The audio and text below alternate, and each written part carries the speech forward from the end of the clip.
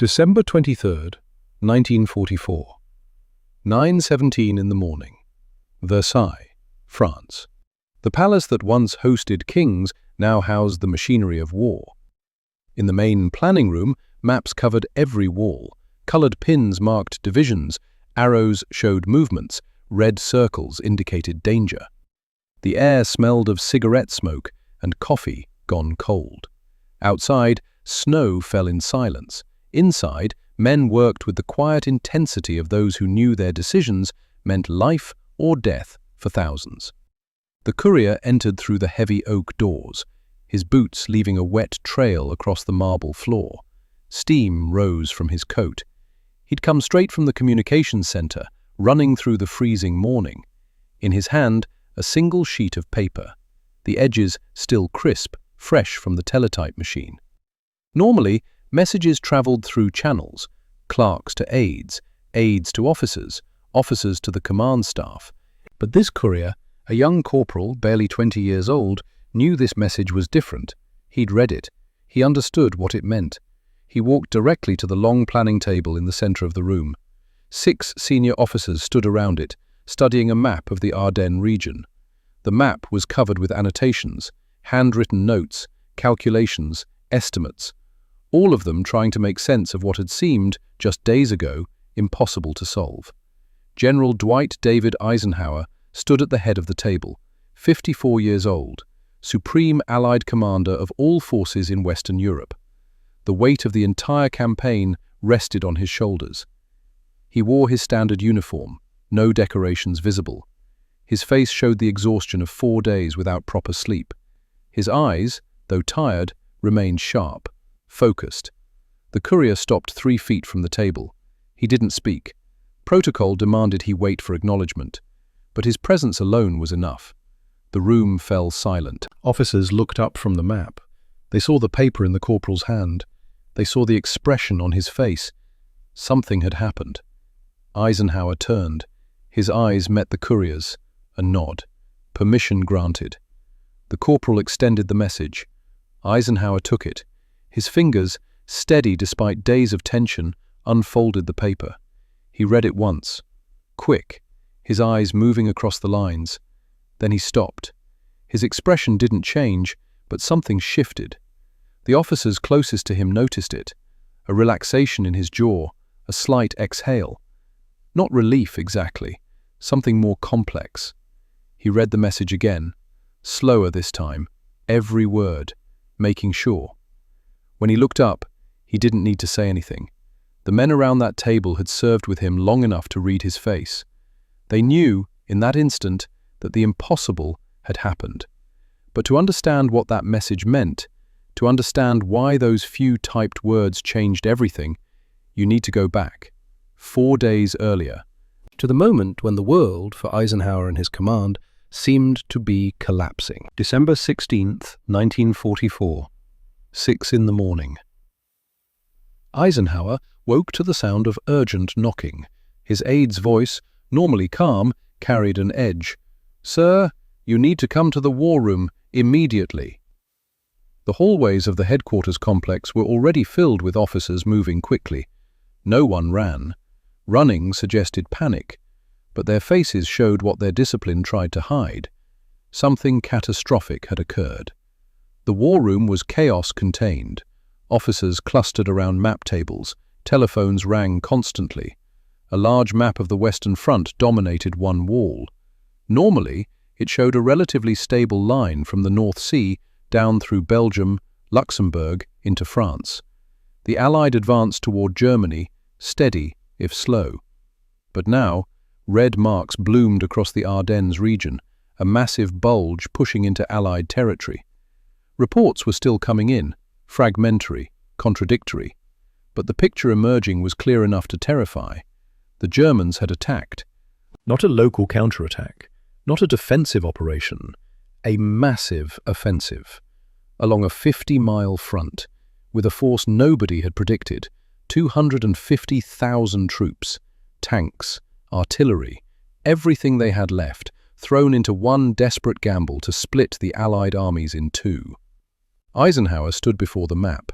His chief of staff, Major General Walter Bedell Smith, stood beside him. Smith was 49, a career staff officer who'd served with Eisenhower since North Africa. He was methodical, precise, and right now, deeply worried. "Sir," Smith said quietly, "we've lost contact with at least 3 divisions. The penetration is deeper than we initially thought. They're pushing west, fast." Eisenhower studied the map. The red marks showed German spearheads driving toward the Meuse River. If they reached it, they could split the Allied front. British forces in the north, American forces in the south, separated, vulnerable. His eyes found a small town marked on the map. Bastogne. Just a dot. A crossroads in Belgium. Strategically, it controlled the road network through the Ardennes. 7 roads converged there. Any army moving through that region needed those roads, needed that crossroads. "Bastogne," Eisenhower said. It wasn't a question. "Yes, sir," Smith confirmed. "They'll go for it. They have to." Heavy silence settled over the room. Men continued working around them, but near Eisenhower and Smith, a pocket of quiet formed. Officers waited for orders, for direction, for the Supreme Commander to tell them what to do in the face of this disaster. Eisenhower's mind worked through possibilities. The Germans had achieved complete surprise. Intelligence had missed it. How was still unclear. Why didn't matter now. The failure had happened. The only question was response. "The 101st Airborne," Eisenhower said. "Where are they?" An aide checked notes. "Reims, sir, recuperating from Market Garden. They're at about 60% strength. Get them to Bastogne, immediately." Orders went out. Within hours, the 101st Airborne Division, paratroopers who'd jumped into Normandy, who'd fought through Holland, who desperately needed rest, were loaded onto trucks. They rolled toward Bastogne without winter equipment, without full ammunition supplies, without even knowing exactly what they were driving into. They went because Eisenhower ordered it, and Eisenhower ordered it because he understood what would happen if Bastogne fell. The next 2 days blurred into a continuous stream of bad news. The German offensive, which would come to be known as the Battle of the Bulge, pushed deeper into Allied territory. The weather turned worse. Heavy clouds, snow, ice, conditions that grounded Allied aircraft. The Germans had planned well. They'd waited for weather that would neutralize Allied air superiority. At Versailles headquarters, the atmosphere grew heavier each hour. Men walked quickly through hallways, carrying folders they hoped contained solutions, but feared contained only more problems. Every update seemed to bring worse news. Units surrounded, communications severed, casualties mounting. Eisenhower felt it all pressing down on him. The responsibility, the weight of command. He'd risen through the ranks not as a battlefield commander, but as a staff officer, a planner, a coordinator. His genius wasn't tactical brilliance in the heat of combat. It was strategic vision. The ability to see the larger picture, to manage not just battles, but campaigns. Not just armies, but alliances. And right now, both were threatening to unravel. He spent hours each day studying maps, trying to understand the German plan. Where were they going? What did they hope to achieve? The answer seemed clear enough. Drive to Antwerp, split the Allied armies, force a negotiated peace in the West, so Germany could concentrate all forces against the Soviets in the East. It was desperate. It was probably doomed to fail. But desperate men fighting for their homeland could inflict terrible damage, even in failure. Reports from Bastogne grew more dire. The 101st Airborne had reached the town just before the German encirclement closed. Now they were trapped, surrounded by German forces, cut off from supply. The weather prevented airdrops. They had ammunition for maybe 3 days of heavy fighting, medical supplies for even less. Their commander, Brigadier General Anthony McAuliffe, sent reports that were terse and professional. His men could hold, for now, but they needed relief, soon. Eisenhower knew what those reports meant. McAuliffe was telling him, "We'll die here if you don't help us. We'll die, but we'll die fighting. Just please, send someone." The question was, who, and when, and how? December 18th. The emergency conference at Verdun. Eisenhower called together his senior commanders. The meeting took place in a cold barracks room. No heat, no comfort, just maps and hard chairs and men trying to solve an impossible problem. General Omar Bradley commanded the 12th Army Group. Quiet, methodical, Eisenhower's closest friend in the service. He'd been caught off guard by the German offensive. His forces were the ones who'd been hit. His divisions were the ones fighting and dying in the Ardennes. Lieutenant General George S. Patton, Jr. commanded the 3rd Army. 59 years old, already a legend, controversial, brilliant, aggressive to the point of recklessness. He'd slapped 2 soldiers suffering from combat fatigue in Sicily, nearly ended his career. Eisenhower had saved him, assigned him to command a phantom army group in England before D-Day, fooling the Germans about where the invasion would land, then unleashed him in France. Patton's 3rd Army had driven across France faster than any army in history. Now Patton sat in that cold room, studying the map, and Eisenhower could see the gears turning in his mind. The meeting covered the situation, German strength, Allied dispositions, the crisis at Bastogne. Various officers proposed various solutions, all of them cautious, all of them slow. Consolidate here, defend there, wait for weather to clear, wait for reinforcements. Eisenhower listened, but he was watching Patton.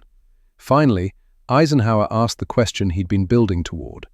"George, when can you attack north toward Bastogne?" The room went quiet. What Eisenhower was asking seemed impossible. Patton's 3rd Army was engaged in offensive operations to the south, attacking toward the German border. To disengage from that fight, turn 90 degrees north, move through winter conditions, and attack into the flank of a German offensive. The logistics alone was staggering. Patton didn't hesitate. "December 22nd, he said. Morning. Silence. Absolute silence. December 22nd was 4 days away. No, wait. This was December 18th. That meant 3 days. Patton was saying he could pivot an entire army in 3 days. Actually, less. 2 days to prepare. Attack on the 3rd day. Bradley spoke carefully. "George, that's 3 divisions. 90-degree turn. In winter. Through territory we don't control." "I know what it is, Brad," an aide whispered to another officer. "That's impossible." Patton heard it, smiled. Not a warm smile. "Impossible is what we do." Eisenhower studied Patton's face, looking for doubt, for bravado covering uncertainty. He saw neither. Patton believed he could do it. More than believed. Knew he could, because he'd already started planning for it. "You already have plans drawn up," Eisenhower said. "Not a question." 3 of them, Patton confirmed. "You pick which axis of advance. I'll execute it." Around the table, officers exchanged glances. This was vintage Patton, bold to the point of madness. But was it madness, or was it the only realistic chance to save Bastogne? Eisenhower felt the weight of the decision settling on him. If he said yes, if he gave Patton the green light and Patton failed, Bastogne would fall. The corridor would never open. Thousands of American soldiers would die or be captured. The German offensive would widen. The Allied line might collapse entirely. But if he said no, if he chose a more cautious approach, Bastogne would definitely fall. The 101st would be destroyed. The crossroads would be lost. The Germans would have weeks to exploit their breakthrough. Caution guaranteed failure. Audacity offered a chance. Eisenhower made his decision. "You have 48 hours, George," he said. "Not a minute more." Patton nodded, stood. "I'll call you from Bastogne, Ike." He left the room. Officers stared after him. Nobody quite believed what had just happened. An entire army turned 90 degrees in the middle of a brutal winter to attack into the flank of the most powerful German offensive since 1940. After the meeting ended, after the other officers had departed, Bradley stayed behind with Eisenhower. "Ike," Bradley said carefully, "if George doesn't make it—" "I know, Brad. The British will crucify you. Churchill will demand your removal. The press will call it the greatest blunder of the war." Eisenhower nodded slowly. "I know." "Then why?" Eisenhower looked at the map, at the small town marked Bastogne, at the red circles showing German forces closing in around it. Because the men in Bastogne don't have 48 hours to wait for the perfect plan, Eisenhower said. They have 48 hours, period. If Patton says he can get there in that time, I have to believe him, because the alternative is certain defeat. Bradley left. Eisenhower remained alone in the room. The weight of command had never felt heavier. He'd just gambled the entire Allied position on one man's promise, on George Patton's audacity. He walked to the window. Snow fell outside. The same snow that was burying the Ardennes. The same snow that made movement difficult, visibility impossible, air support unavailable. Patton had 48 hours to do the impossible. Eisenhower had 48 hours to live with his decision. Back at Versailles, the waiting began. This was the part of command that nobody saw. The decisions made in conference rooms got the attention, the bold orders, the dramatic moments. But afterward came the waiting, the hours and days of uncertainty, of incomplete information, of hoping the decision you made was right.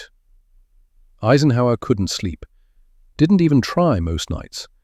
He'd lie in his quarters for an hour, maybe two, then give up, return to the war room, study the maps, read the latest reports, smoke cigarettes until the ashtray overflowed. His staff worried about him. Bedell Smith in particular. Smith had served with Eisenhower long enough to recognize the signs of a commander under extreme stress. The chain-smoking, the pacing, the inability to delegate. "Sir," Smith said one night, finding Eisenhower alone in the planning room at 3 in the morning, "you need rest." "I need Bastogne relieved."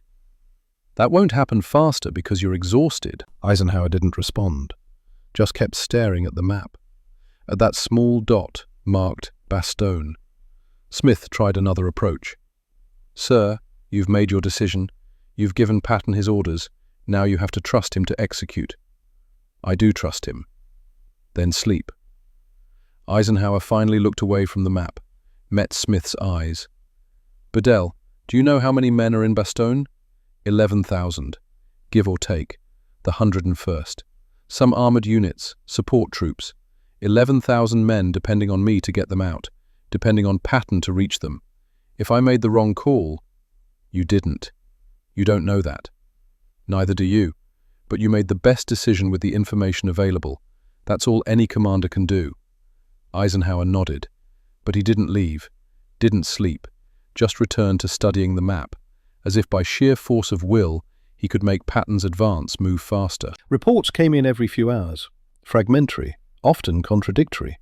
Radio communications in winter conditions were unreliable, but the general picture emerged. Patton's Third Army was moving, actually moving, disengaging from their positions, turning north. The logistics involved were staggering. Thousands of vehicles, tens of thousands of troops, artillery, supplies, all of it pivoting in weather that made every mile a battle against nature as much as against the enemy. December 19th. Patton's columns began their advance. The weather worsened. Snow, ice, temperatures dropping.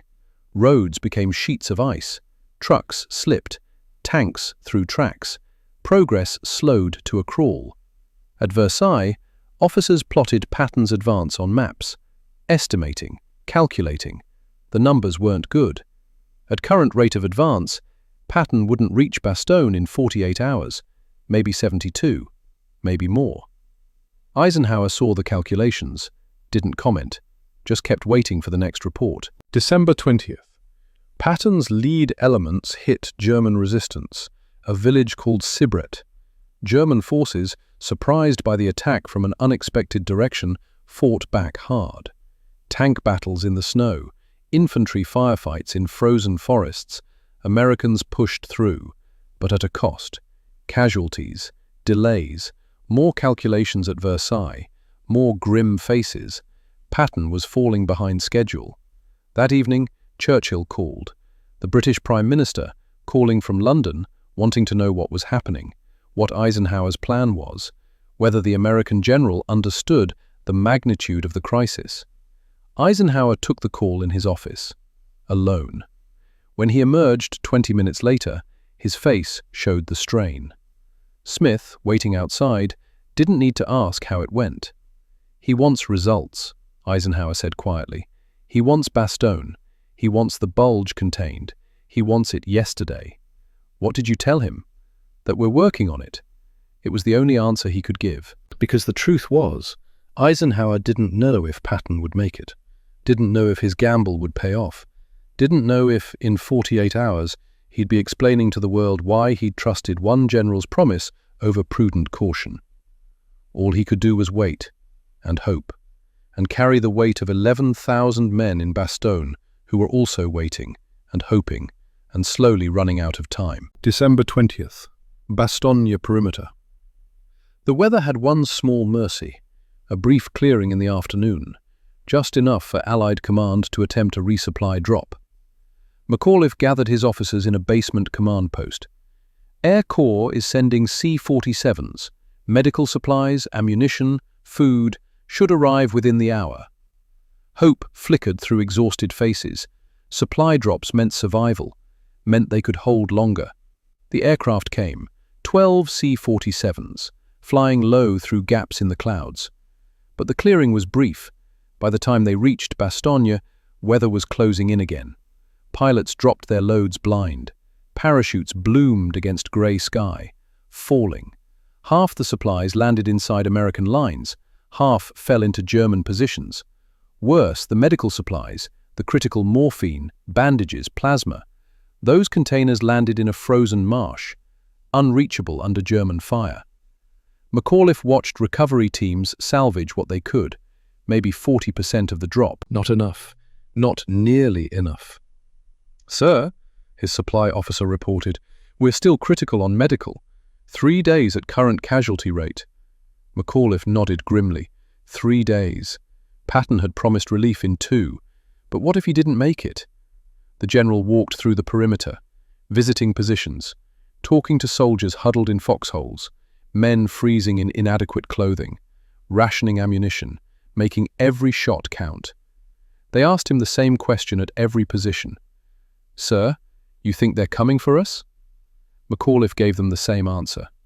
"They're coming. You just hold a little longer." He believed it, had to believe it, because the alternative was unthinkable. December 21st.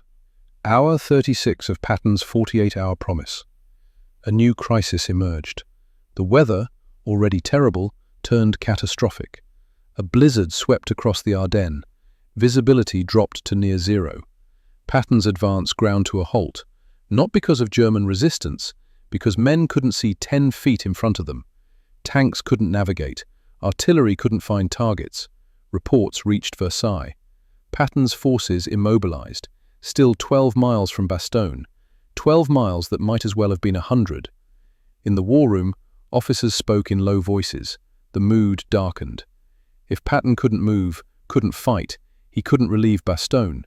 And if he couldn't relieve Bastogne, nobody wanted to finish that thought.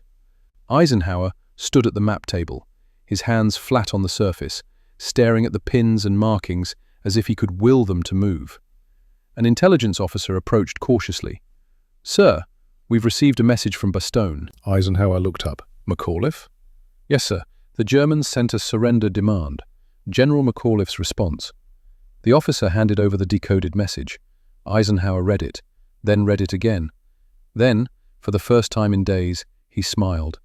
The German surrender demand had been formal, elaborate, talking of honor and avoiding needless bloodshed, offering terms. McAuliffe's response was one word: nuts! The officer who'd carried the message to the Germans had to explain what it meant. The German officers, confused by the American idiom, needed clarification. It meant, to the German commander, go to hell. Eisenhower read the message aloud to his staff. For a moment, the tension broke. Officers laughed, not because anything was funny, because McAuliffe's defiance, his absolute refusal to surrender, despite being surrounded and outnumbered and outgunned, embodied something essential about the American soldier. They wouldn't quit, couldn't be made to quit. Not by weather, not by casualties, not by impossible odds. If the 101st could hold out against a German army, surely Patton could make it 12 more miles. But could he do it in time? Hour 40. 8 hours left on Patton's promise. The blizzard eased slightly. Visibility improved from impossible to merely terrible. Patton's forces resumed movement, slowly, fighting for every yard. Reports filtered back to Versailles, contact with German rearguards, firefights, tank duels, small villages taken and held. Progress. Agonizing, costly, but progress. Eisenhower remained in the war room. Officers brought him food. He ate mechanically, barely tasting it. Coffee appeared at his elbow. He drank it cold. The maps consumed his attention. The pins marking Patton's advance, the red circle around Bastogne, the shrinking distance between them. Bedell Smith approached. "Sir, it's past midnight. You should rest. In 8 hours we'll know. You'll know better if you're rested." Eisenhower finally looked at him. Really looked. Smith saw exhaustion in every line of his commander's face, but also something else. Determination. The absolute refusal to step away from this moment. "Bedell," Eisenhower said quietly, "if I sleep and I wake up to news that Bastogne fell while Patton was 12 miles away, I'll never forgive myself. I put those men there. I kept them there. I gambled on George getting to them. The least I can do is stay awake while he tries." Smith nodded, left him there. Eisenhower and the maps and the endless waiting. December 22nd became December 23rd. Hour 48 arrived. Patton's deadline. Dawn broke over Versailles. Grey light through heavy clouds. The war room remained lit by electric lamps. Officers who'd been on duty all night looked haggard. Fresh staff arrived for the day shift. The changing of the guard at headquarters, while somewhere out there, in the frozen Ardennes, men fought and died. No word from Patton. Radio contact remained intermittent. The last confirmed position put his lead elements 8 miles from Bastogne. Still fighting, still advancing, but 8 miles in winter conditions against German resistance. Hour 50. Hour 52. Eisenhower paced, back and forth in front of the map. Officers gave him space, watched from the corners of their eyes. They'd never seen their commander like this, so openly anxious, so unable to maintain the calm facade. But then, they'd never seen the stakes this high, never seen so much riding on one decision. One man's promise. Hour 54. A young lieutenant manning a radio station suddenly straightened, called out, "Sir, message coming in from 3rd Army forward units." The room went silent. All eyes turned to the lieutenant. He pressed his headphones tight against his ears, concentrating on the crackling transmission. "Contact reported," he said, translating as the message came through. "American forces. Corridor. Heavy fighting. Unclear." "Clear it up," Eisenhower ordered, his voice sharp, commanding. "Get me clarity." The lieutenant tried, but winter weather and battle conditions made radio communications a nightmare. The message broke up, reformed, fragments of information. Reached, perimeter, resistance. Not enough, not nearly enough to know what was happening. Hour 56, another message, this one clearer. 3rd Army requesting air reconnaissance, requesting confirmation of breakthrough, requesting. "They think they've made it," An officer said. "They're requesting confirmation." "Think isn't good enough," Eisenhower said. "I need to know." But knowing required visibility, required aircraft to fly over Bastogne and photograph the situation, and aircraft required weather that didn't exist. The waiting continued, minutes crawling past like hours, every man in that room feeling the tension, the unbearable pressure of not knowing. After Patton left Verdun, after the other officers had dispersed, Eisenhower remained in that cold room for a long time, alone with the maps, with the decision he'd just made. He thought about Patton, about the man behind the legend. They'd known each other for years, served together through multiple campaigns. Eisenhower understood Patton's strengths, his tactical brilliance, his aggressive instincts, his ability to inspire troops. But he also understood Patton's weaknesses, his ego, his need for glory, his tendency to take risks that sometimes crossed the line into recklessness. The slapping incident in Sicily had nearly destroyed Patton's career. 2 soldiers suffering from combat fatigue, shell shock, and Patton had struck them, called them cowards. It had taken all of Eisenhower's political capital to save him.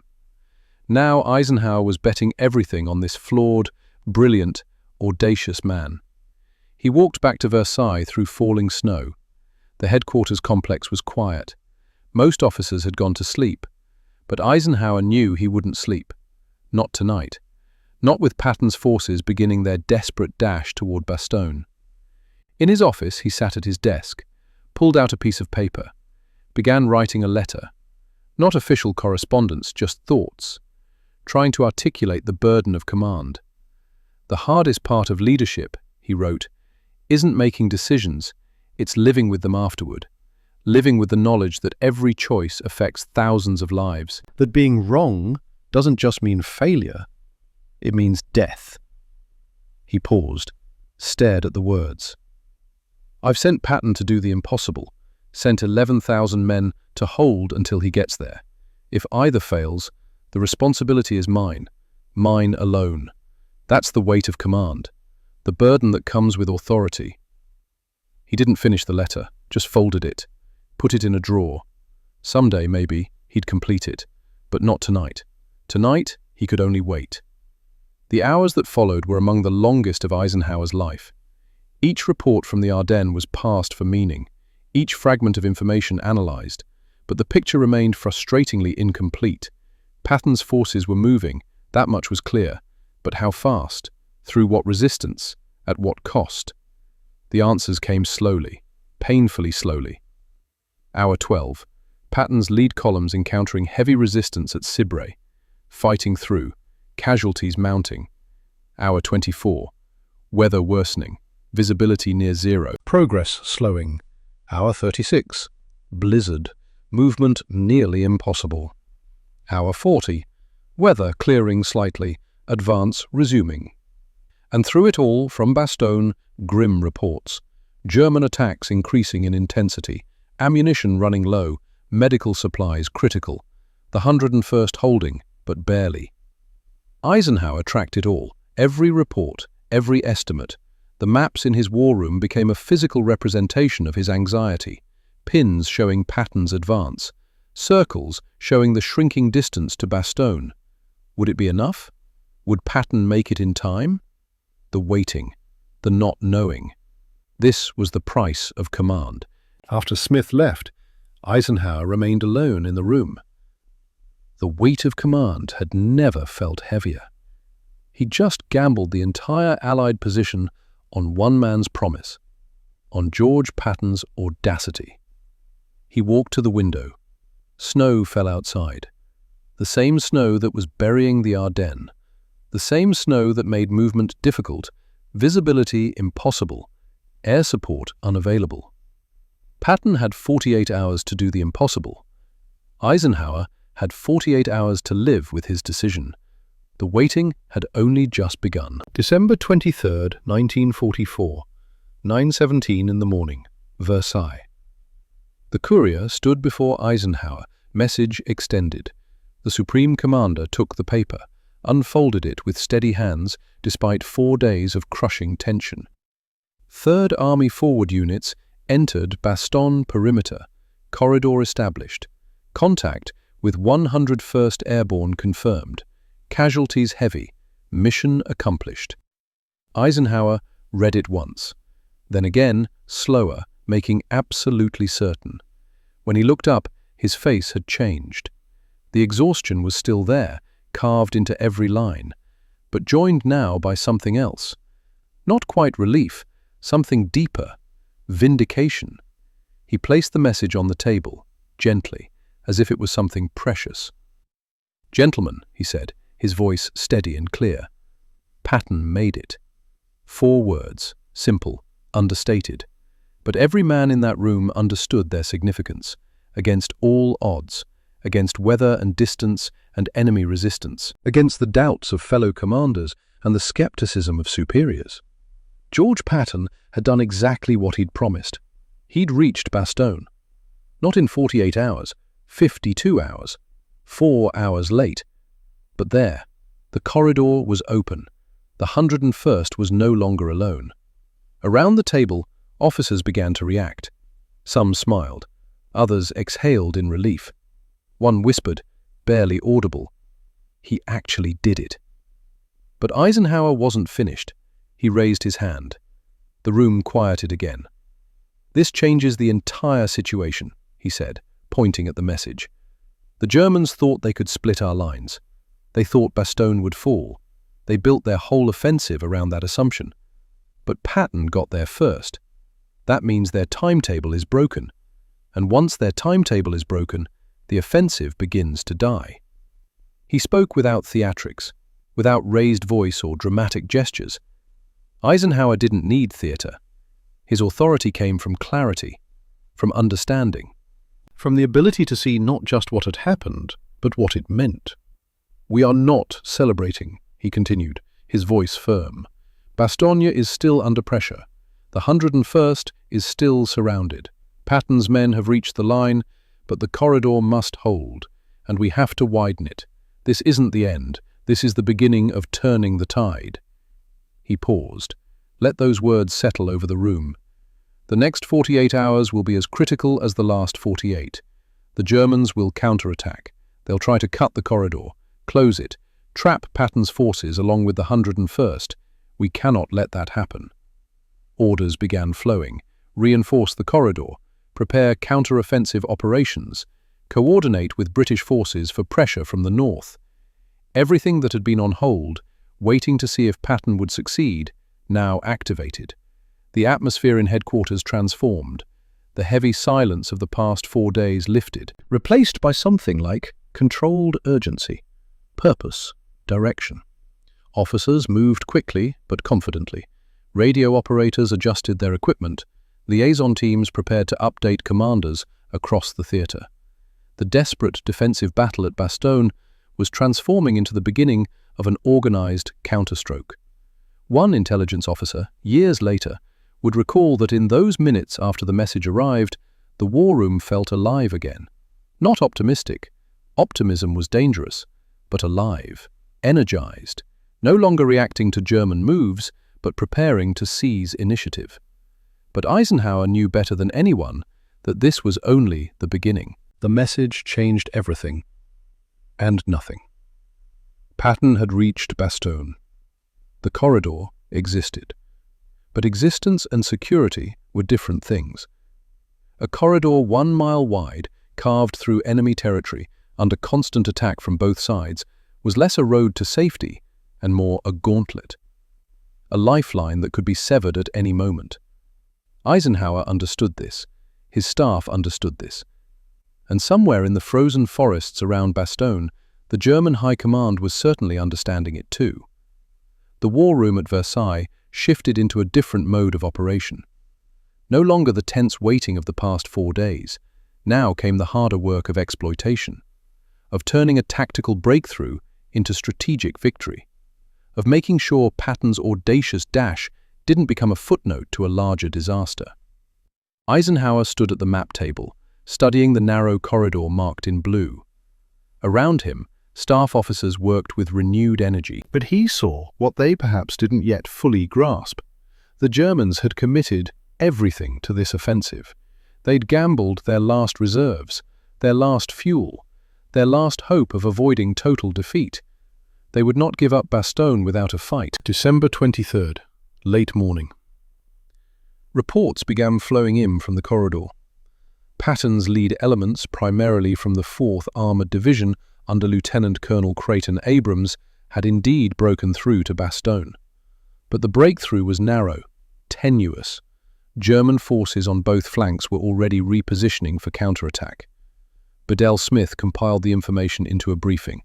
"Sir, the corridor is approximately 1 mile wide at its narrowest point. Patton has 2 regiments through. The rest of his force is strung out behind, fighting rearguard actions against German units trying to cut the line." Eisenhower nodded. "Casualties?" "Heavy, sir. 4th Armoured lost 37 tanks in the final push. Infantry casualties are still being compiled, but estimates suggest at least 500 killed or wounded in the last 12 hours. 500 men. The price of keeping that promise. The cost of doing the impossible. And the 101st? In better shape than expected. McAuliffe reports his effective strength at around 70%. They're exhausted, low on everything, but they held. Now, with Patton's arrival, morale is sky high. Eisenhower absorbed this. The 101st had done exactly what he'd asked, held against impossible odds, refused to surrender, given Patton the time he needed to arrive. Supply situation? That's the critical factor, sir. The corridor is under constant artillery fire. Trucks are getting through, but it's costly. Every supply run is running a gauntlet. We're losing vehicles faster than we can replace them. An intelligence officer approached with decoded German radio intercepts. Sir, we're picking up increased traffic from German 5th Panzer Army headquarters. They're ordering units to concentrate against the corridor. Looks like a major counterattack is being organized. Eisenhower studied the intercepts. The Germans were doing exactly what he would do in their position. Ignore Bastogne for the moment. Focus everything on cutting that corridor. Trap Patton's relief force along with the 101st. Turn a rescue into a larger disaster. Time frame? Best estimate, sir, they'll be ready to attack in 24 to 36 hours. 24 hours. 1 day to widen that corridor, to get enough forces through to hold against the coming storm. Get me a direct line to Patton, Eisenhower ordered. The connection took 20 minutes to establish. Radio communications remained difficult, but eventually, through crackling static, Eisenhower heard Patton's voice. Ike, we made it. You did, George. 4 hours late, but you made it. A pause, then Patton's laugh, distorted by static but still recognizable. I figured you wouldn't mind the overtime. I don't, but now comes the hard part. You need to widen that corridor. The Germans are going to hit you with everything they have left. Let them come. We'll be ready. Eisenhower chose his next words carefully. Patton had earned the right to celebrate, but celebration would get men killed. George, I need you to understand the strategic picture. If they cut your corridor, we lose not just Bastogne but your relief force. That's potentially 20,000 men.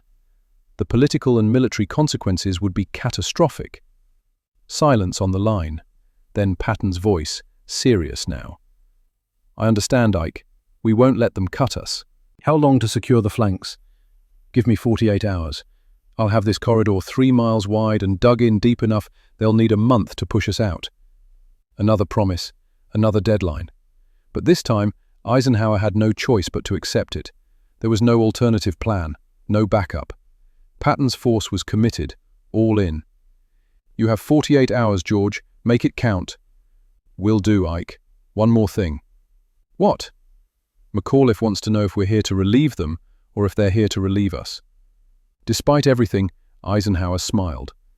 Tell the general his humor is noted and appreciated. But also tell him I expect the 101st to help secure the perimeter. Already happening, sir.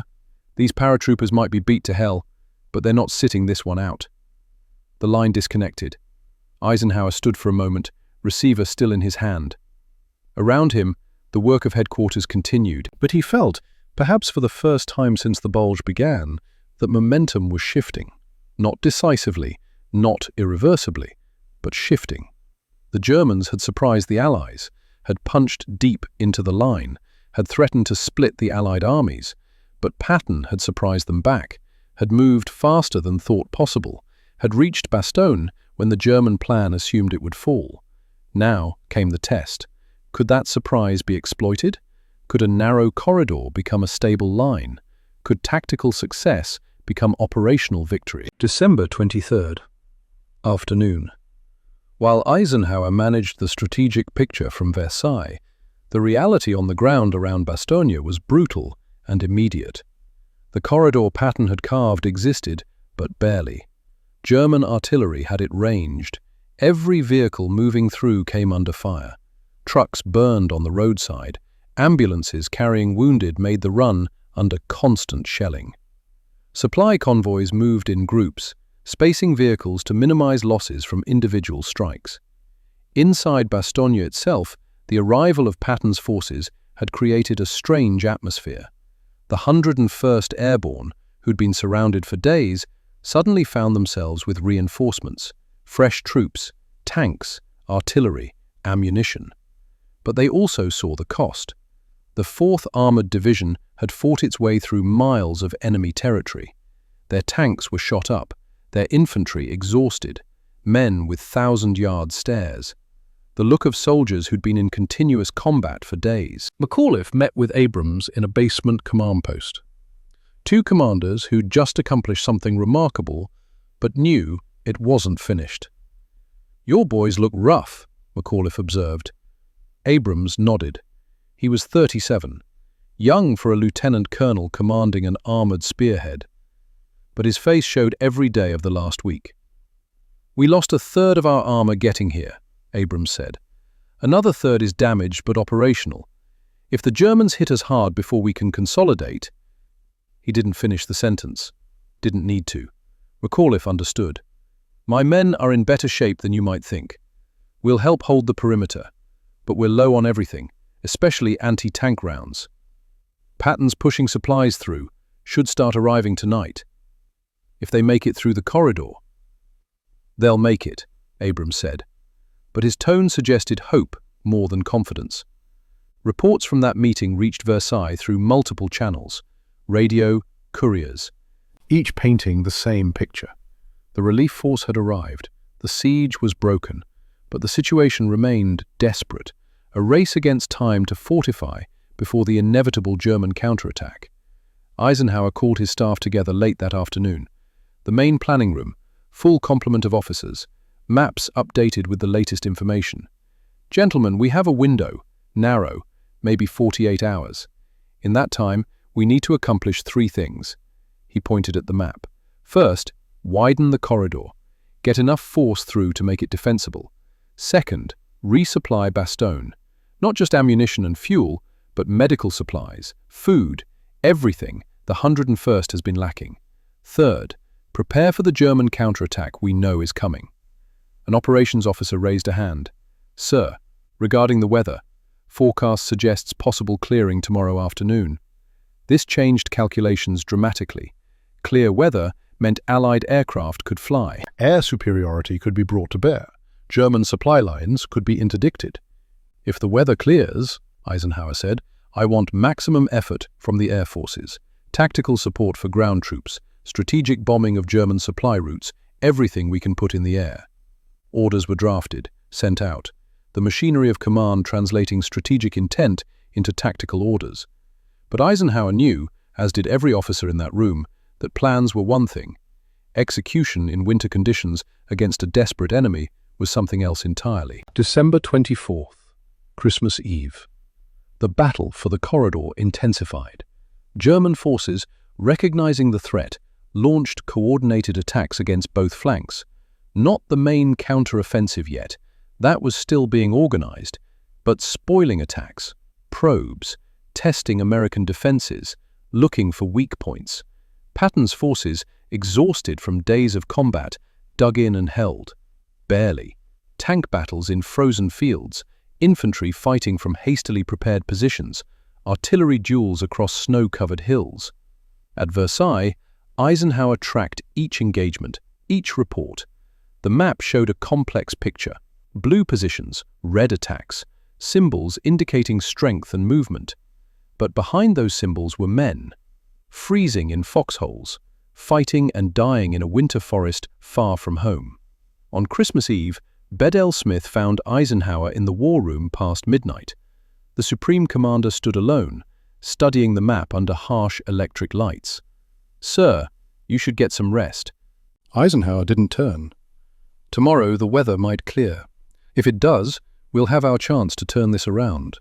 But tonight, men are fighting in the dark, in the cold, to hold a corridor we asked them to create." "They're doing their duty, sir." "I know, just like I'm doing mine, which is to stay awake and make sure every possible resource is being directed to help them." Smith knew better than to argue. He'd served with Eisenhower long enough to recognize the burden of command, the weight that couldn't be delegated or shared. "The British are asking about our plans for the larger offensive," Smith said instead. "Tell them we're focused on securing Bastogne first. Once that's stable, we'll discuss the broader counteroffensive. Montgomery wants to know when he should begin his attack from the north." Eisenhower turned at that. Montgomery, the British Field Marshal commanding 21st Army Group, methodical, cautious, brilliant in his own way, but fundamentally different from Patton. What's Montgomery's timeline? He says he needs at least a week to prepare properly, possibly 2. A week. While Patton had moved in 48 hours, Montgomery wanted 7 days minimum. Eisenhower felt the familiar frustration. 2 talented commanders, 2 completely different philosophies of war. "Tell Montgomery I need his attack within 72 hours of weather clearing." Smith hesitated. "Sir, he'll push back on that. Then he can push back directly to me. But those are the timelines. The Germans are overextended, their supply lines are vulnerable. Every day we wait is a day they use to consolidate.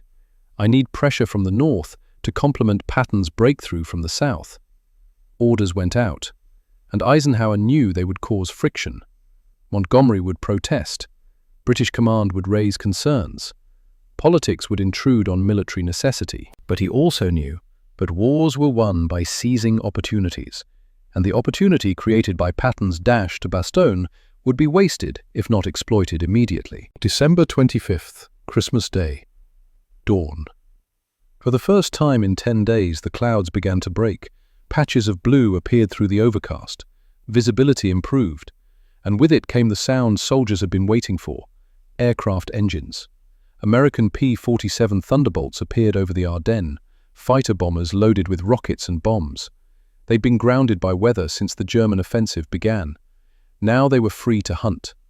At Versailles, reports flooded in. Air attacks on German columns. Supply trucks destroyed, tank formations scattered.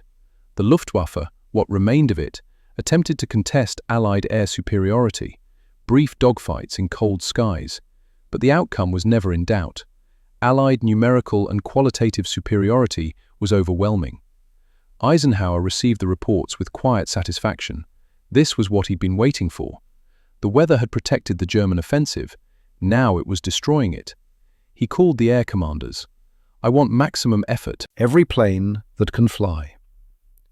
German supply lines are the priority. Cut them off. Starve their offensive. "Yes, sir. We're already on it." By mid-morning, German forces around Bastogne were under continuous air attack. Supplies couldn't move. Reinforcements couldn't advance. The noose that had been tightening around the corridor began to loosen. On the ground, Patton's forces used the respite to consolidate. Engineers worked to improve roads through the corridor. Supply trucks made the run with less risk. Ammunition and fuel flowed into Bastogne. Inside the town, the 101st Airborne received their first hot meals in a week. Medical supplies arrived. Wounded who'd been lying in aid stations without morphine finally received proper care. The siege wasn't over. German forces still surrounded most of the perimeter. Fighting continued, but the character of the battle had changed. From desperate defense to organized resistance, from siege to breakout preparation. Reports reached Eisenhower of a Christmas service held in Bastogne.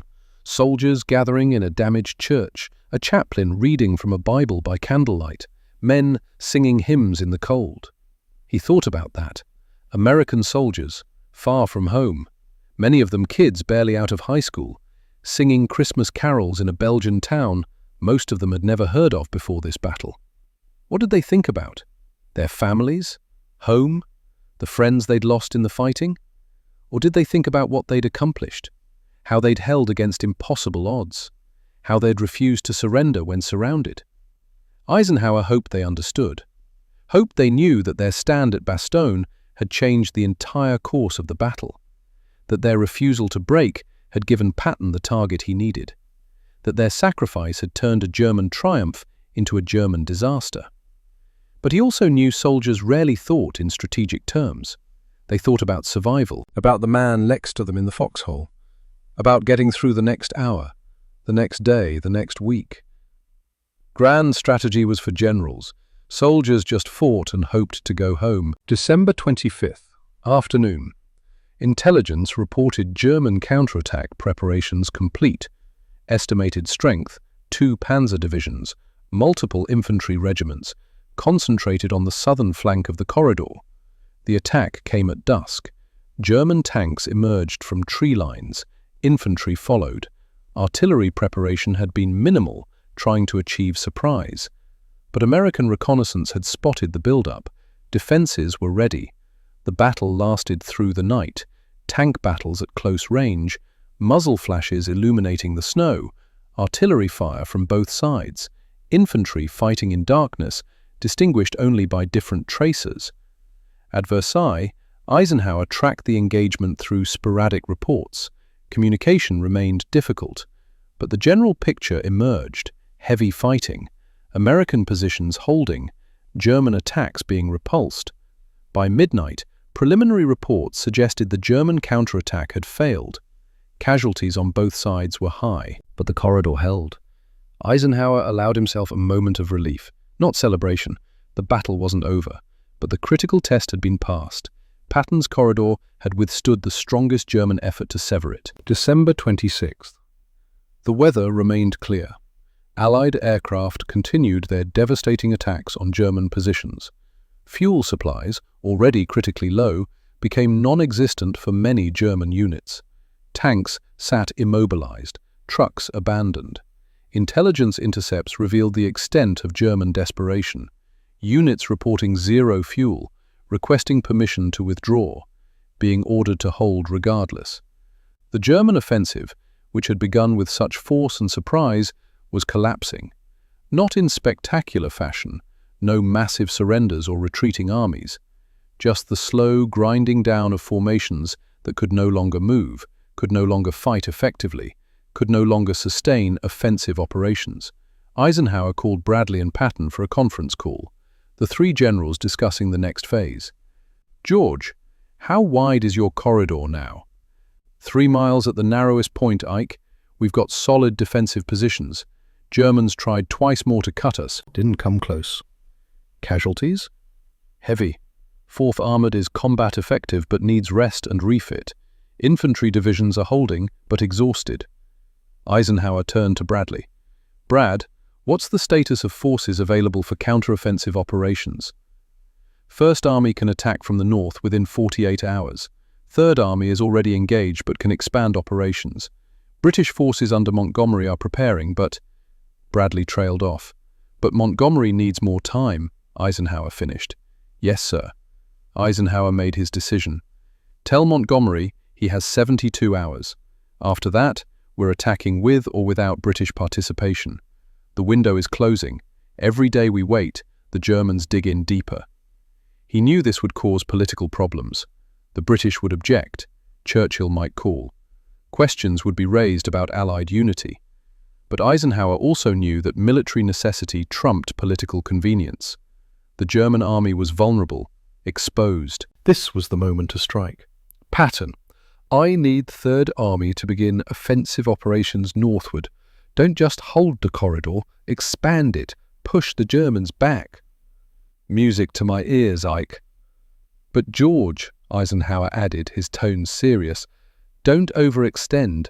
I need sustainable advance, not another dash that leaves you exposed." "Understood. Sustainable aggression." Eisenhower smiled slightly. With Patton, sustainable aggression was probably the best he could hope for. December 27th. The German Bulge, which, at its maximum extent, had penetrated 50 miles into Allied lines, began to shrink. Not quickly. German soldiers, whatever their strategic situation, remained skilled and dangerous. They fought for every yard of ground, made the Allies pay for every advance. But the direction was clear. The tide had turned. The defensive battle was becoming an offensive campaign. At Versailles, staff officers updated maps daily, the red markings showing German positions gradually retreating, the blue Allied lines advancing, slowly, methodically, but advancing. Eisenhower watched this transformation with satisfaction, tempered by awareness of cost. Each mile regained meant casualties, meant young men dying in snow-covered forests. Bedell Smith provided daily summaries. "Sir, Overall casualties in the Battle of the Bulge are now estimated at over 70,000 American. That's killed, wounded, and missing. German casualties are higher, but exact numbers are unclear. 70,000 in less than 2 weeks of fighting. Eisenhower absorbed this. Every number represented a family receiving a telegram, a mother learning her son wouldn't return, a wife becoming a widow, children growing up without fathers.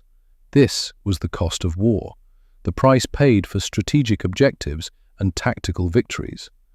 And if Bastogne had fallen, Eisenhower asked quietly. Smith consulted notes. Intelligence estimates suggest if the Germans had secured Bastogne and widened their breakout, we could have been looking at 200,000 casualties or more, possibly a 6-month delay in offensive operations toward Germany. So the math was brutal but clear. 70,000 casualties to prevent 200,000. Eisenhower's gamble on Patton, his decision to hold Bastogne at all costs, had saved lives in aggregate, even as it cost lives in the immediate. But that was cold comfort to the families of those 70,000. December 28th. Montgomery finally launched his attack from the north. 5 days after Patton had broken through to Bastogne, 2 days after Eisenhower's deadline, the attack was methodical, prepared, supported by massive artillery. It advanced slowly but steadily. Eisenhower received reports and thought about leadership, about managing different personalities, different approaches to war. Patton was audacity, speed, aggression. He would charge hell with a bucket of water, as the saying went. Montgomery was caution, preparation, system. He wouldn't charge anywhere without first ensuring he had enough water, enough backup, enough supplies. Both were brilliant in their ways. Both were necessary. Both drove Eisenhower to distraction with their egos and their demands. But both, working in coordination even if not in harmony, were crushing the German offensive. From the south, Patton pushed north. From the north, Montgomery pushed south. The Bulge compressed. German forces trapped between two advancing armies. By December 31st, New Year's Eve, the German salient had been reduced by half. The crisis that had seemed existential 2 weeks earlier was now clearly contained. Eisenhower addressed his staff that evening. No formal ceremony, just a gathering in the war room. Men who'd worked around the clock for 2 weeks, who'd gone without sleep, without rest, managing the crisis. Gentlemen, 2 weeks ago, we faced what appeared to be catastrophic German breakthrough. Today, that threat is being eliminated. The Battle of the Bulge is not over. Fighting continues. Men are still dying. But the outcome is no longer in doubt. He paused, looked around at tired faces. You should know that your work, here in this room, coordinating forces, managing logistics, processing intelligence, was as critical as any fighting on the front lines. Wars are won by soldiers in foxholes, But they're also won by staff officers, who make sure those soldiers have ammunition, fuel, and orders that make sense. A few officers smiled. Eisenhower rarely gave speeches. When he did, they were short and to the point. The next phase begins tomorrow. We're no longer defending, we're attacking. Our objective is not just to restore the line, it's to use this German failure as a springboard for our final offensive into Germany. He gestured at the map, at the shrinking Bulge, at the blue arrows showing Allied advances. The Germans gambled everything on this offensive. They failed. Now they'll pay the price for that failure. Every tank they lost here, every gallon of fuel they wasted, every soldier killed or captured. That's one less obstacle between us and Berlin. The room was silent, processing this shift from desperate defense to offensive preparation. Get some rest, Eisenhower said. Tomorrow we start planning the Rhine crossing. And this time, there won't be any surprises. We'll be the ones doing the surprising. As staff dispersed, Bedell Smith remained behind. Sir, that was well said. Eisenhower shrugged. Just the truth, Bedell. Can I ask you something? Off the record? Of course. When Patton made his promise, when he said 48 hours, did you really believe he could do it? Eisenhower considered the question. Honest answer or diplomatic one? I believed he believed it, Eisenhower said finally, and I knew we were out of good options. So yes, I believed it because I had to believe it, because the alternative was accepting defeat. That's not much of a foundation for a major operational decision. No, it's not. But sometimes command comes down to choosing between bad options. I chose the one that gave us a chance. Patton delivered. If he hadn't, Eisenhower shook his head, we'd be having a very different conversation right now. Smith nodded. For what it's worth, sir, it was the right call. History will judge that.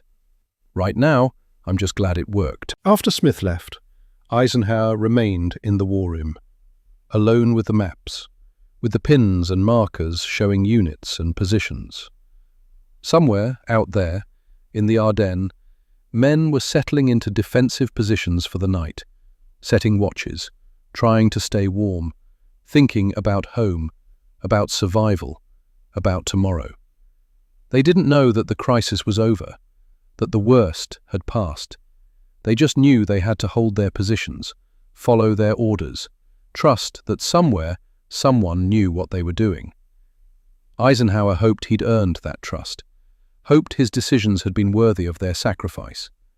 The Battle of the Bulge would continue for another 2 weeks, but the outcome was now certain. The corridor to Bastogne had held. Patton's gamble had paid off.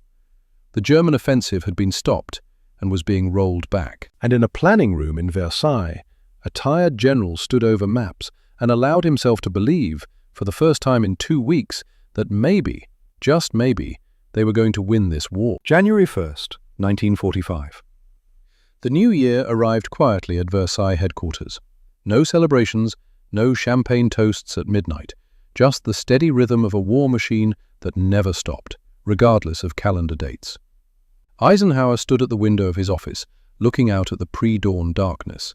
Somewhere to the east, the first light would soon touch the Ardennes, would illuminate forests still scarred by 2 weeks of brutal combat, would show ground frozen and stained with the evidence of what had happened there. Sleep had become something he managed in brief intervals, a few hours here and there, his body running on coffee and cigarettes and the relentless pressure of command. Behind him, on his desk, sat a stack of casualty reports. Names, numbers, units, the arithmetic of war reduced to typed pages. He'd read through them the night before, every page, every name he could focus on before exhaustion blurred the words. The number had stabilized now. The fighting continued, but the worst was past. The desperate days when casualties mounted by the thousands each day had ended. But those numbers represented more than statistics. They were sons and husbands and fathers, men who'd boarded ships in New York or San Francisco or Boston, sailed to Europe and never returned, or returned broken, changed forever by what they'd experienced in those frozen forests. Eisenhower carried their weight, all of them. It was the price of command, the burden that came with authority. Every decision he made rippled outward, affected thousands, sometimes cost lives, sometimes saved them. The decision to hold Bastogne, the decision to trust Patton's promise, those choices had shaped everything that followed. Had they been the right choices? The outcome suggested yes. But Eisenhower knew that success didn't automatically validate the decision. Sometimes you made the wrong choice and got lucky. Sometimes you made the right choice and fortune betrayed you.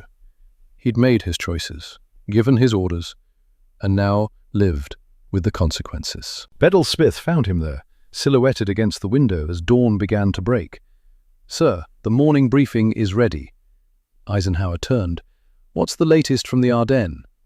"German retreat continues, slow but definite. They're fighting rearguard actions, but overall momentum is in our favor. First and Third Armies are converging. The Bulge is collapsing." "Timeline to full restoration of the line?" "Intelligence estimates another week, maybe 10 days. The Germans are defending every position, making us pay for each mile. But they're running out of reserves, out of fuel, out of options." Eisenhower nodded, walked to his desk. The casualty reports still sat there, a silent weight. He touched the top page briefly, then looked away. Assemble the senior staff.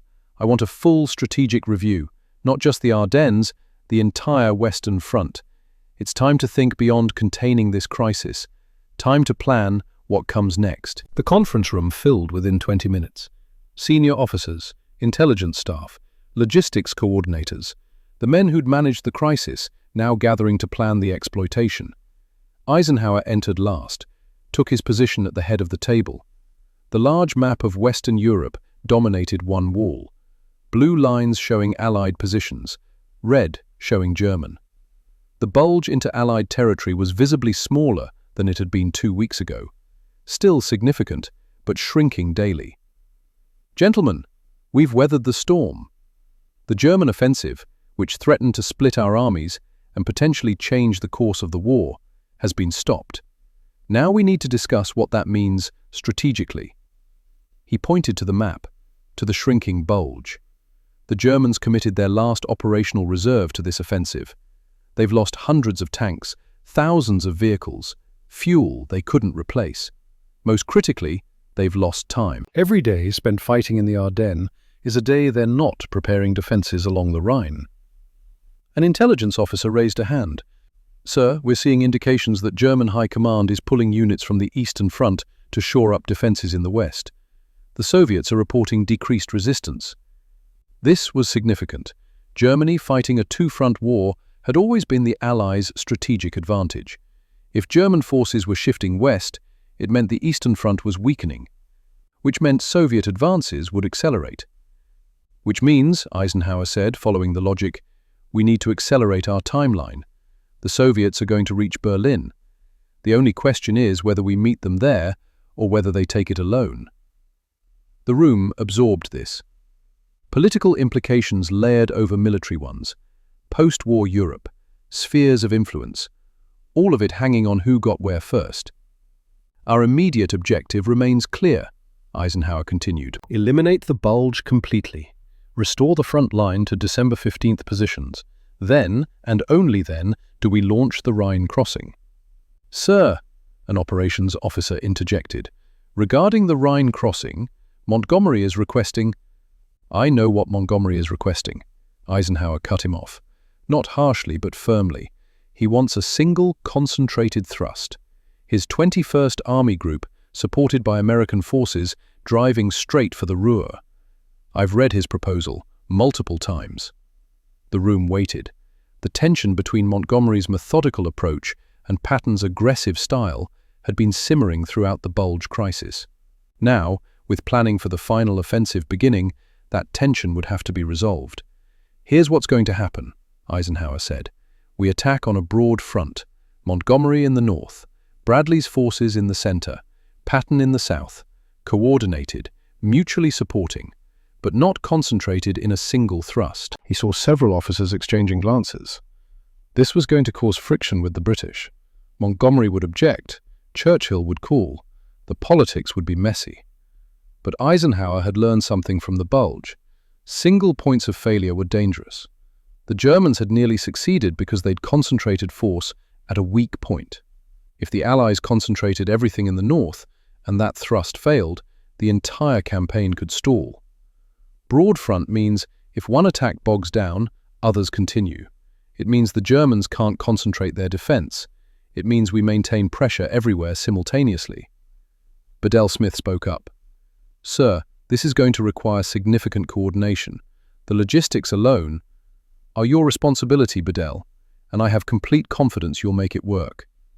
Smith nodded, accepting the burden, as he always did. There's another factor, Eisenhower continued. Political. The Soviets are advancing from the east. When we meet them, probably somewhere in central Germany, the location of that meeting will determine post-war boundaries. A broad front advance gives us maximum flexibility in where that meeting occurs. This was thinking beyond the immediate military campaign, thinking about what Europe would look like after the guns fell silent. Eisenhower the general becoming Eisenhower the statesman. Questions? Several officers had them. Technical questions about timing, logistics, unit assignments. Eisenhower answered each one, drawing on the comprehensive understanding of the theater he'd developed over months of planning. Finally, an aide approached with a message. "Sir, General Patton is requesting a meeting. He's asking about Third Army's role in the Rhine crossing." Eisenhower smiled slightly. "Of course he is. Tell George I'll call in this afternoon. Right now we have planning to complete." The briefing continued for another 2 hours.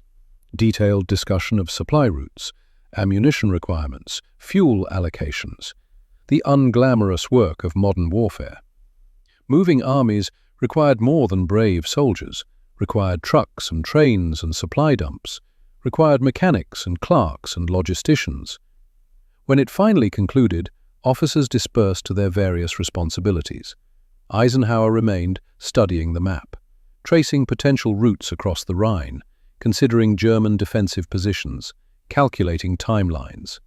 Smith approached quietly. "Sir, there's something we need to discuss, privately." They moved to Eisenhower's office. Smith closed the door. "What is it, Bedell?" "Sir, I've been reviewing the intelligence failures that led to the Bulge, how the Germans achieved such complete surprise." Eisenhower's expression hardened. "And?" "And there were indicators. Not obvious, but present. Signs of German buildup that were missed or misinterpreted. Intelligence officers who raised concerns that were dismissed." This was dangerous ground. Assigning blame for the near disaster. Determining who'd failed and how. Recommendations? A complete overhaul of our intelligence assessment process. Better integration between tactical and strategic intelligence. More weight given to field reports, even when they contradict strategic assumptions. Eisenhower nodded slowly. "Do it. Write up the recommendations. I'll review them and implement what makes sense. But Bedell, be careful about witch hunts. We're all responsible for what happened, including me. I'm the Supreme Commander.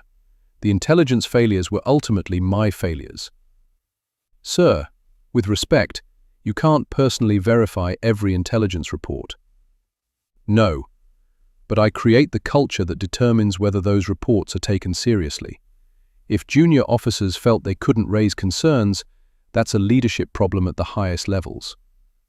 Smith absorbed this.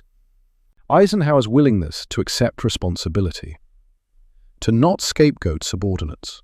It was one of his defining characteristics as a commander. "There's one more thing, sir." "What?"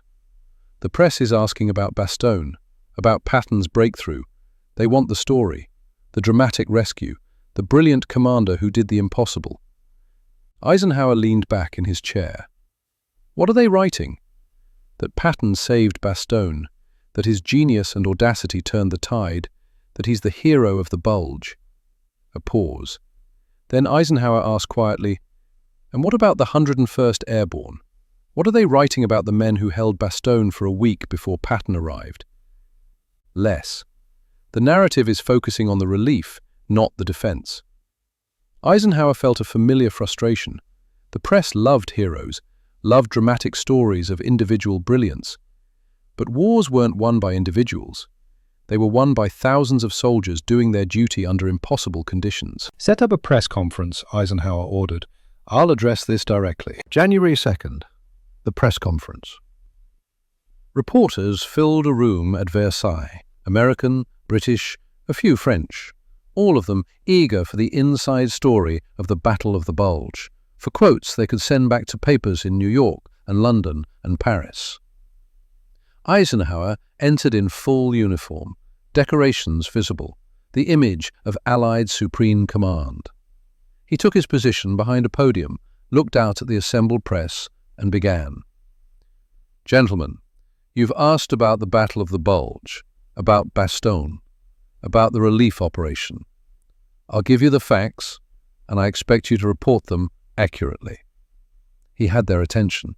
Complete silence in the room. "The defense of Bastogne was accomplished by the 101st Airborne Division under the acting command of Brigadier General Anthony McAuliffe.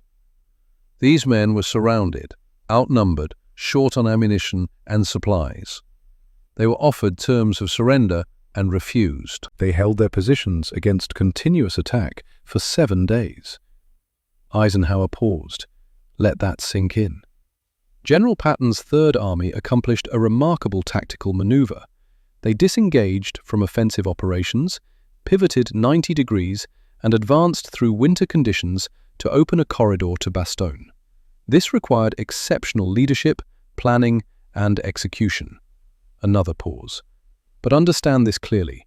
Patton's breakthrough was possible only because the 101st gave him something to break through to. If Bastogne had fallen, there would have been no relief operation, no corridor, no tactical victory. He saw reporters scribbling notes. Good, let them get this right. The Battle of the Bulge was not won by any single general or any single unit. It was won by the combined efforts of thousands of soldiers, from privates in foxholes to corps commanders coordinating operations, by tank crews and artillerymen and combat engineers, by supply clerks and mechanics and medics. Eisenhower's voice grew harder, more intense. When you write your stories about heroes, remember this. The real heroes are the men who died holding positions nobody thought could be held. The men who fought in conditions that would break most people. The men who did their duty without expectation of glory or recognition. A reporter raised a hand. General, are you saying General Patton doesn't deserve credit? I'm saying General Patton deserves credit for exactly what he did. A brilliant tactical maneuver executed with speed and aggression. But the 101st deserves equal credit for making that maneuver meaningful. You can't separate the two. They're part of the same operation. Another reporter. What about your role, sir? Your decision to hold Bastogne? Eisenhower considered this. I gave orders. I made decisions based on available information and strategic necessity. Whether those decisions were correct will be judged by history. Right now, I'm focused on winning this war, not on securing my place in history books. The conference continued for another 30 minutes. Questions about the broader campaign, about the Rhine crossing, about coordination with Soviet forces. But Eisenhower kept bringing the focus back to the soldiers, to the men actually doing the fighting. He understood publicity, understood that generals got attention and praise, but he also understood that wars were won by the collective effort of thousands, not the genius of individuals. When it ended, when the reporters filed out to write their stories, Bedell Smith approached. Sir, that was well done. Will it make a difference? Will they write about the 101st with the same enthusiasm they write about Patton? Some will, not all. The dramatic narrative is powerful. Eisenhower nodded. Do me a favor, Bedell. Make sure McAuliffe and his senior officers get proper recognition. Medals, commendations, Presidential Unit Citation for the 101st. I want it documented that their defense was as critical as Patton's relief. Already working on it, sir. January 5th. The Bulge was nearly eliminated. German forces in full retreat. Allied armies converging from north and south. The crisis that had threatened disaster 2 weeks earlier was now clearly resolved. Eisenhower received a message that Patton was coming to Versailles, wanted to report in person. Typical Patton. Never content with written reports when he could deliver news face to face. They met in Eisenhower's office. Private, just the two of them. Patton entered, still wearing his combat gear. He'd been forward with his troops, always was. Whatever his faults, Patton led from the front. Ike. George, sit down. Patton sat. For a moment, neither spoke. Two generals who'd known each other for years, who'd served together through North Africa, Sicily, France, who understood each other's strengths and weaknesses. You did it, Eisenhower said finally. You kept your promise. 48 hours, well, 52, but close enough. Close enough. The corridor held. The 101st is safe. The German offensive is collapsing. By any measure, a success. Patton leaned back. So what's next? Rhine crossing? I want Third Army to have a significant role. You'll have your role, George, but it's part of a broader operation, not a single thrust. Patton's face showed his disappointment. He'd wanted to lead the main effort, to be the spearhead of the final drive into Germany. I know Montgomery's pushing for a concentrated northern attack, Patton said, all resources funneled through his 21st Army Group, and I know you're not going to give it to him. How do you know that? Because you're smarter than that. Single thrust means single point of failure. Broad front means flexibility. It's the right call, even if it's not the dramatic call. Eisenhower studied Patton. Sometimes the man surprised him. Underneath the bravado and the dramatics, there was genuine strategic understanding. "The Bulge taught us something," Eisenhower said. "Taught me something. The Germans achieved surprise because they concentrated force where we were weak. If we do the same, concentrate everything in one thrust, we create the same vulnerability." Agreed. But Ike, can I ask you something, off the record? Of course. When I made that promise, 48 hours to Bastogne, did you really believe I could do it? The same question Smith had asked, now Patton asking it directly. Eisenhower considered his answer, decided on honesty. I believed you believed it, and I knew we were out of good options. So yes, I believed it because I needed to believe it. Patton nodded slowly. That's fair. Want to know the truth? I wasn't certain either. I thought we could do it, had planned for it. But winter conditions, German resistance, the logistics, any one of those could have made it impossible. But you promised anyway, because I knew you needed an answer. Needed something to hope for. If I'd said a week, the 101st would have been dead before I got there. So I said 48 hours, and then did everything possible to make it true. This was unusual for Patton, admitting uncertainty, revealing the calculation behind the bravado. George, I need you to understand something. What you did at Bastogne, that's going to be studied for generations. It's going to be in history books, but it's also going to create expectations. People are going to think every problem can be solved with audacity and speed. And you're worried I'll start believing my own legend? I'm worried you'll take risks that aren't justified. Bastogne required risk, required audacity, but not every situation does. Sometimes caution is the right answer. Patton stood, walked to the window, looked out at Versailles. Ike, you know why Bastogne worked? Not because of my brilliant planning or my aggressive nature. It worked because the 101st held. They gave me a target, something to reach. Without them, all my speed and audacity would have meant nothing. He turned back to face Eisenhower. I know how the press is writing it. Patton saves Bastogne, Patton the hero. But you and I both know the truth. McAuliffe and his men saved Bastogne. I just opened the door so they could walk out. Eisenhower felt something shift in his understanding of Patton.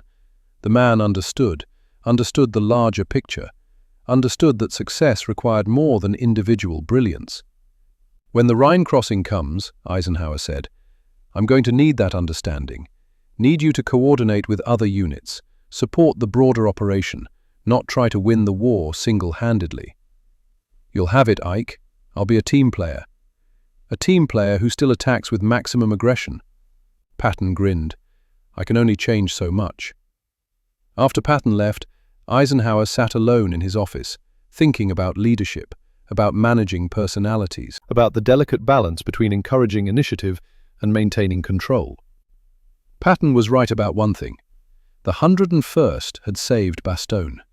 Their refusal to surrender, their willingness to endure impossible conditions, that had been the key.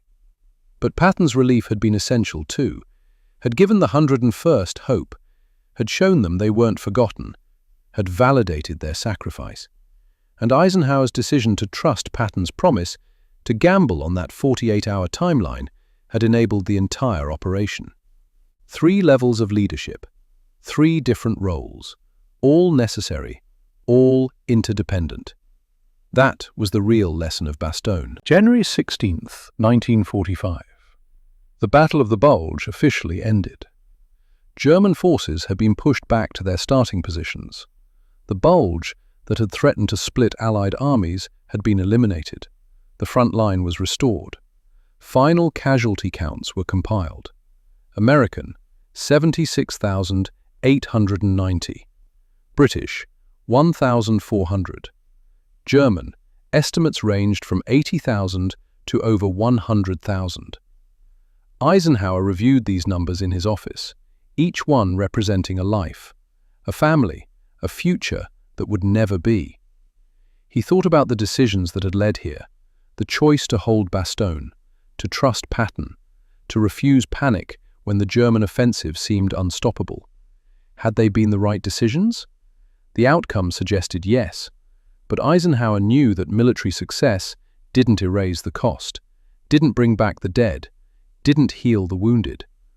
All he could do was try to ensure their sacrifice had meaning, that it contributed to victory, to ending the war, to building a peace that would last. A week later, planning for the Rhine crossing was complete. Multiple operations, coordinated but independent. Montgomery in the north with Operation Plunder, Bradley's forces in the center, Patton in the south, already positioning for his own crossing. Eisenhower called his senior staff together one final time before operations began. "Gentlemen, we're about to cross the Rhine, the last major natural barrier between us and the heart of Germany. Once we're across, the end becomes inevitable." He looked around the room, at men who'd worked with him through North Africa, Sicily, Normandy, the long campaign across France, the crisis of the Bulge. "I want you to remember something. We're not crossing the Rhine because of brilliant generalship or superior resources. We're crossing because thousands of soldiers, from privates to generals, have done their duty under impossible conditions." He gestured toward the east, toward Germany. "What we learned at Bastogne applies everywhere. Audacity matters, Patton proved that. But endurance matters too. The 101st proved that. And coordination matters. All of us working together proved that." Eisenhower paused, let the silence settle. "When I told my staff that Patton had reached Bastogne, I said it changed everything. But the real change wasn't tactical, it was psychological. It proved that German offensives could be stopped, that American soldiers could endure the worst conditions and still fight, that our alliance, despite differences in style and approach, could withstand the greatest test." He looked at each officer in turn. "That's what we carry forward into Germany. Not just divisions and tanks, but confidence, proven under fire, earned through sacrifice." The briefing concluded. Officers departed to their commands. Within days, Allied forces would cross the Rhine at multiple points. The drive into Germany would begin. The war's end was now visible on the horizon. May 8, 1945. VE Day, Eisenhower's office at Versailles. The war in Europe was over. Germany had surrendered. The fighting had stopped. He sat at his desk, reviewing the final reports, the accounting of victory, the statistics of what had been won and what it had cost. On his wall hung a photograph, not official, not posed, just a moment captured by a Signal Corps photographer during those final days at Bastogne. It showed Patton and McAuliffe shaking hands, snow on the ground, both men looking exhausted but alive. In the background, soldiers of the 101st and the 4th Armored, mingling, sharing cigarettes. Under the photo, Eisenhower had written a single line, not for publication, not for history, just for himself. "This is what leadership looks like. Trust earned, promises kept, sacrifice honored." The Battle of the Bulge had been the closest thing to defeat the Allies had faced since D-Day.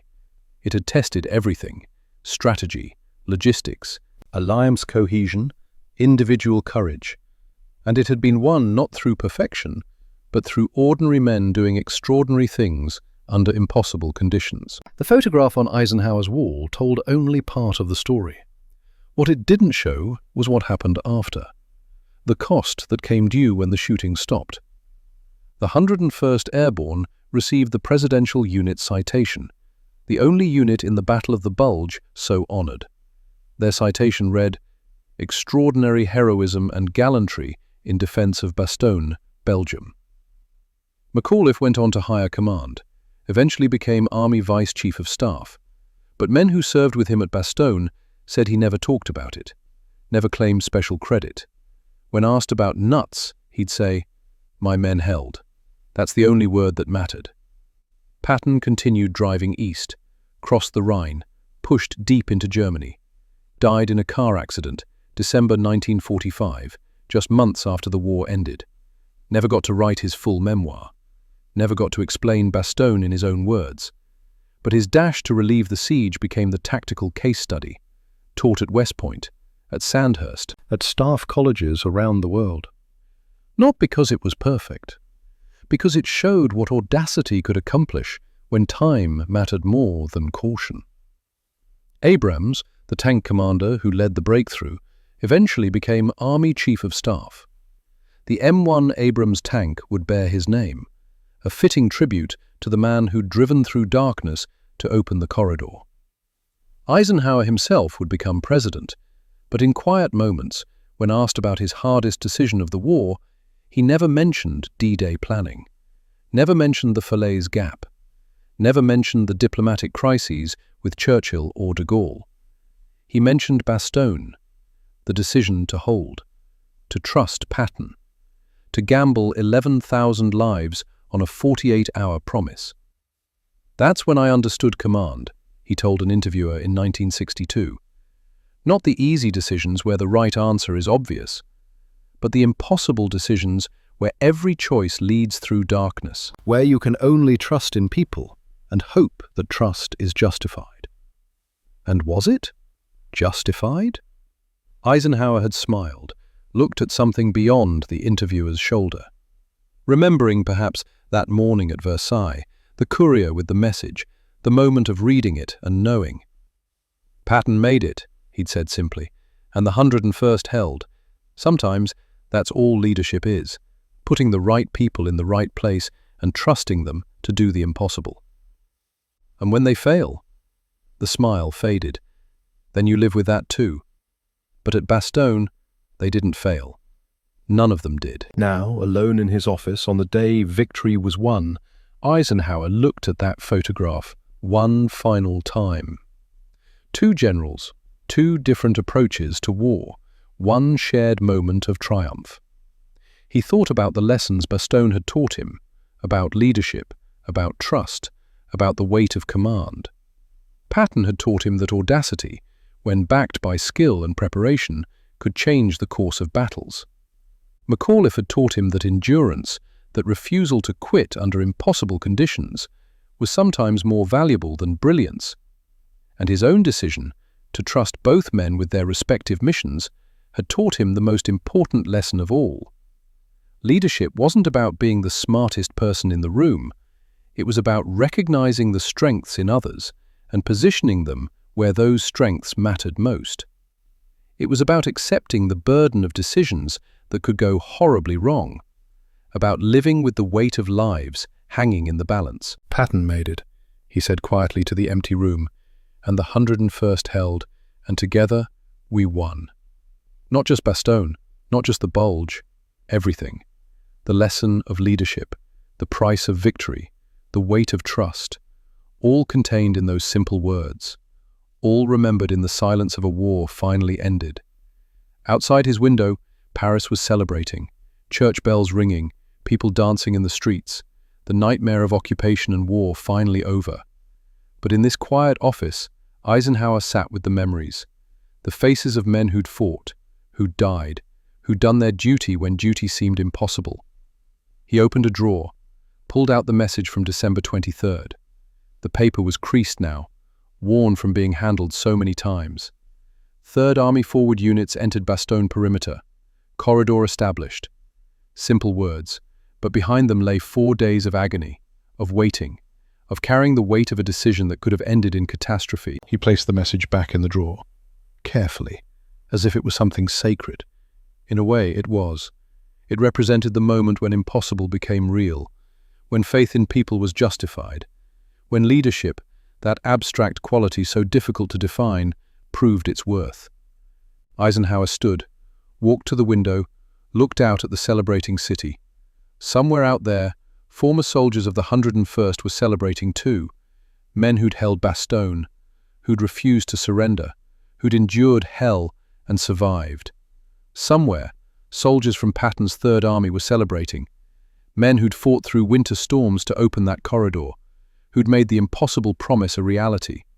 They didn't know each other's names, probably never would, but they were bound together by what they'd accomplished, by that week in December when everything hung in the balance. The Battle of the Bulge had been Hitler's last gamble, his final, desperate attempt to split the Allies and force a negotiated peace. it had failed. Failed because of decisions made in rooms like this. Failed because of sacrifices made in frozen foxholes. Failed because ordinary men, when asked to do extraordinary things, had answered, yes. Patton made it, Eisenhower whispered one last time, and the 101st held. The formula for victory, the essence of leadership, trust, courage, sacrifice, all remembered in the silence of a war finally won.